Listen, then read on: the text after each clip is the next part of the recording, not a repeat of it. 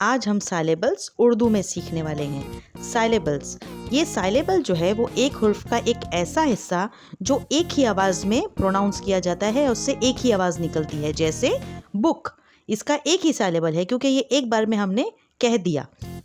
और you can find often syllables in a word if you notice. जब हम अपना मुंह खोलते हैं या हम अपना मुंह बंद करते हैं, जब हम बोलते हैं तो हमारे अल्फाज कुछ बंद मुंह से होते हैं और कुछ ओपन अल्फाज, जैसे ओपन।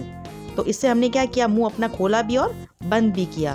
तो ये साइलेबल्स यानी हिस्से करना, बोलने के हिस्से करना, टुकड़ों में कहना। ठीक है, फॉर एग्जाम्पल, चलो एग्जाम्पल्स के जरिए सीखते हैं। इसी वर्ड को ले लेते हैं, साइलेबल्स। साई ले बल्स, ये 3 साइलेबल वर्ड है। बुक था, वो एक ही साइलेबल वर्ड था। इसकी कुछ एग्जाम्पल्स के जरिए सीखते हैं, जैसे नैप किन, रॉ बॉट। अब इसमें ओपन साइलेबल्स होते हैं और क्लोज साइलेबल्स होते हैं। क्लोज साइलेबल्स वो होते हैं जिनकी साउंड कॉन्सोनेंट पे एंड होती है, जैसे नैप किन।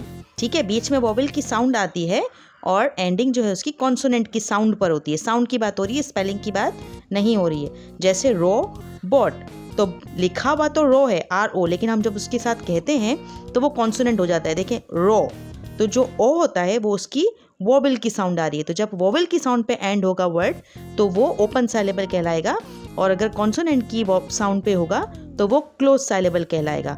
ठीक है, जैसे रो बॉट, तो जो बॉट है उसके अंदर देखें आखिरी में ट आ रहा है 2 साइलेबल वर्ड, लेकिन उसके आखिर में कॉन्सोनेंट की साउंड आ रही है, इसलिए क्लोज साइलेबल कहलाएगा। ठीक है, और रॉ जो है वो ओपन साइलेबल कहलाएगा क्योंकि इसकी साउंड जो है वो एंड में ओ की आ रही है। अब आप कोई भी वर्ड मुंह से अदा करेंगे ना, इंग्लिश में या उर्दू में भी, तो आप चेक कीजिएगा कि उसके अंदर आपके कौन कौन से वर्ड्स कितने साइलेबल पे बनते हैं। जैसे hands, fingers, fingers, bag, bath, room. ठीक है, तो आप ये चेक कीजिएगा तो आपको आइडिया होगा कि कितने साइलेबल वर्ड्स हैं और वो ओपन साइलेबल हैं या क्लोज साइलेबल हैं।